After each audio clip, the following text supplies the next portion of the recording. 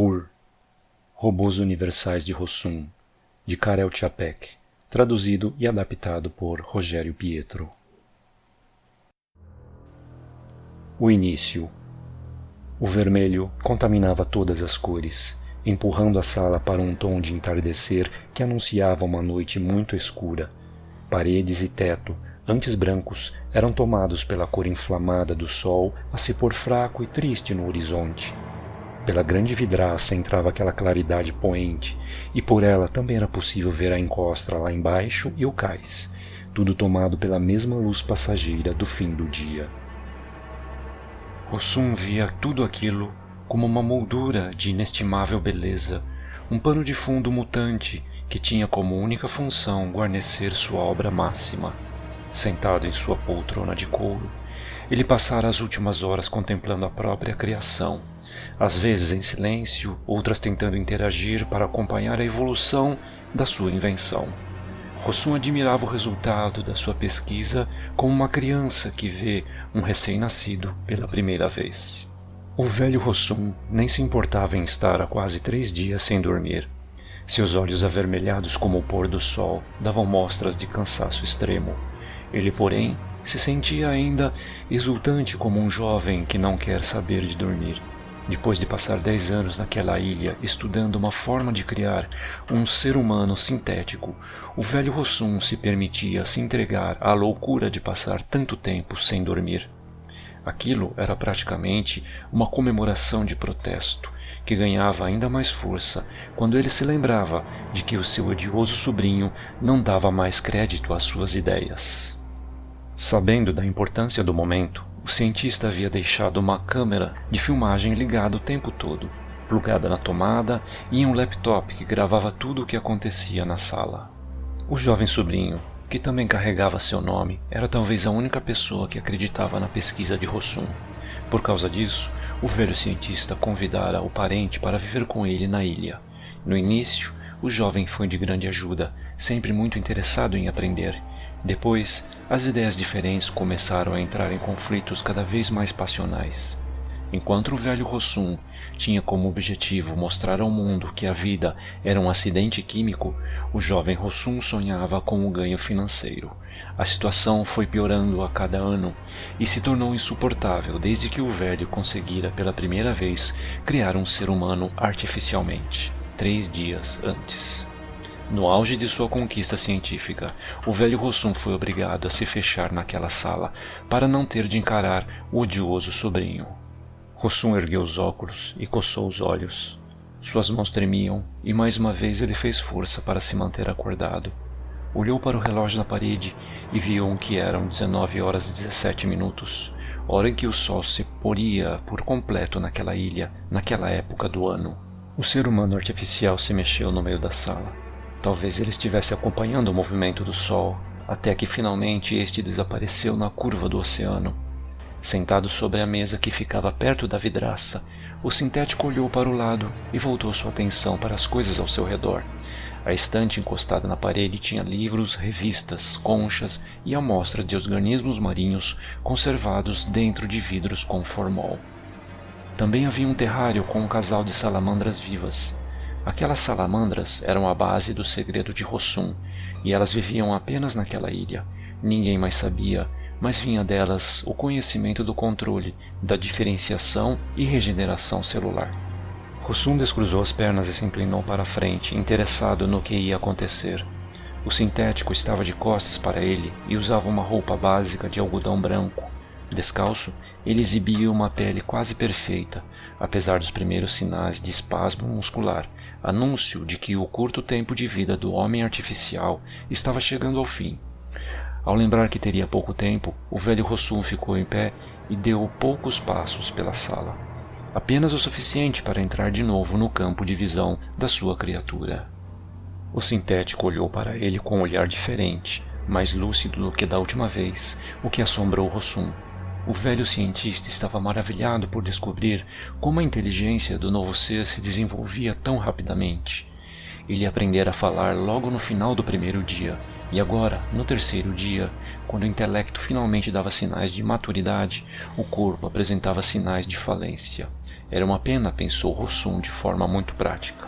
Mesmo assim, o experimento já havia atingido seu objetivo, por mais que o sintético não fosse sobreviver a mais outro dia.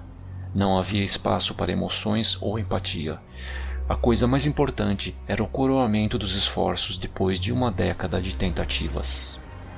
Para o velho cientista, o ser humano criado artificialmente não passava de um pedestal sobre o qual ele subiria para mostrar sua superioridade ao resto do mundo. Como se acordasse de um sonho leve, o sintético molhou os lábios com a língua antes de falar. Quem sou eu? Ele perguntou com uma pronúncia péssima, quase irreconhecível. Primeiro Rossum ficou assombrado com a pergunta, depois abriu um sorriso satisfeito. O homem artificial era capaz de pensar em si mesmo como um indivíduo, e só aquilo destruiria todos os dogmas religiosos do mundo. A câmera continuava filmando, por isso o cientista se sentiu seguro para prosseguir.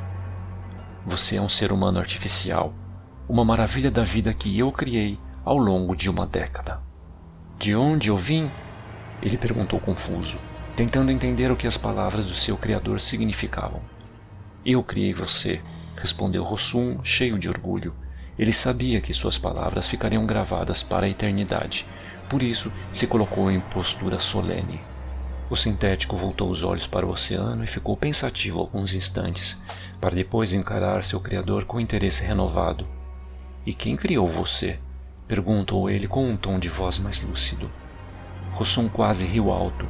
O próprio humano sintético daria a ele a oportunidade de explicar por que Deus seria destruído a partir daquele dia. Exultante, o cientista respondeu com um tom intencional de triunfo na voz. Ninguém!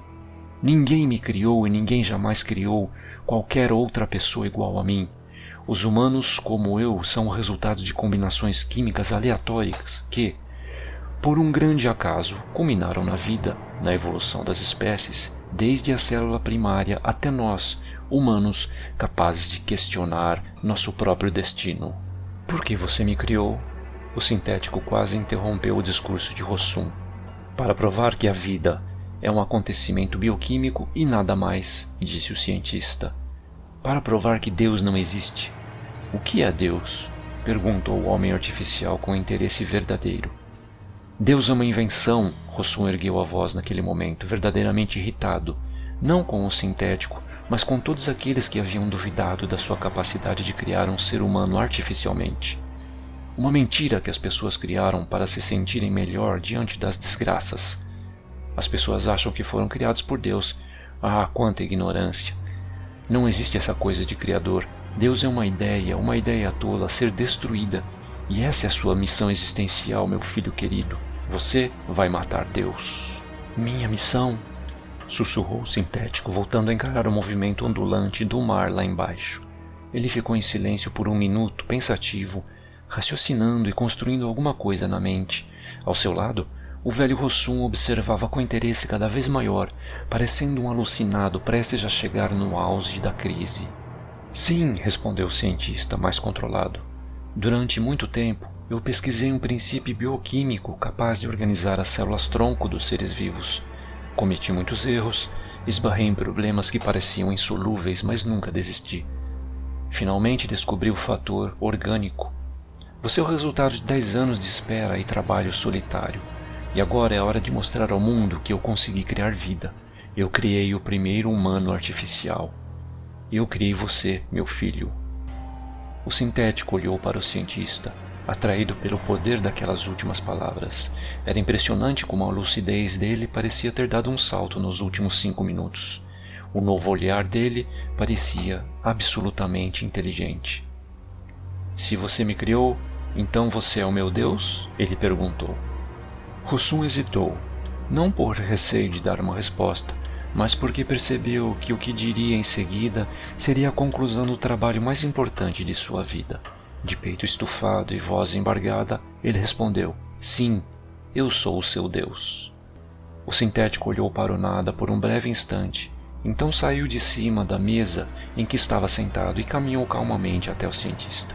Ele pousou as 2 mãos nos ombros de Rossum, deixando-o atordoado, sem reação. Talvez o sintético quisesse abraçá-lo ou demonstrar alguma forma de devoção. Era impossível saber. Tudo o que o cientista fez foi esperar pela reação da sua criatura.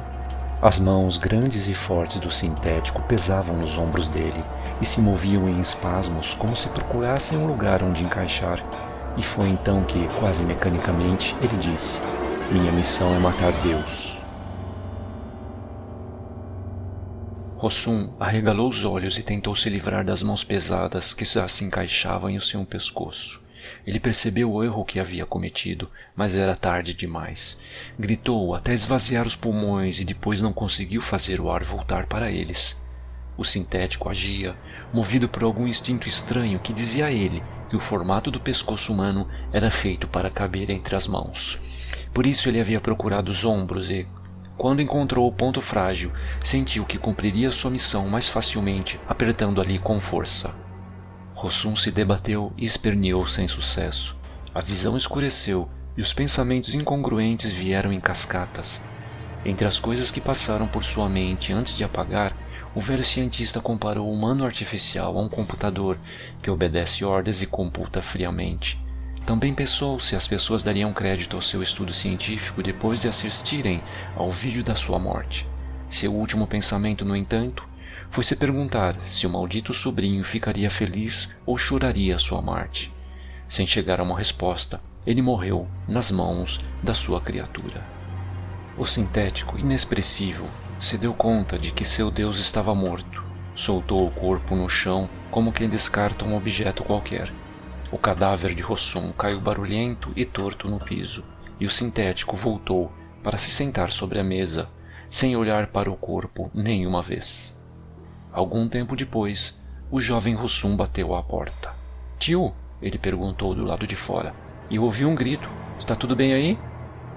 Como não teve resposta, o jovem cientista abriu a porta e entrou. Ele viu o corpo do outro paralisado no chão em uma posição anormal, uma expressão de agonia fixada no rosto. O humano artificial estava sentado na mesa e olhava para o mar como uma criança olha uma televisão. Preocupado, o Rossum sobrinho se ajoelhou ao lado do tio e pousou 2 dedos sobre a jugular dele, procurando ali algum sinal de vida. "O que aconteceu aqui?"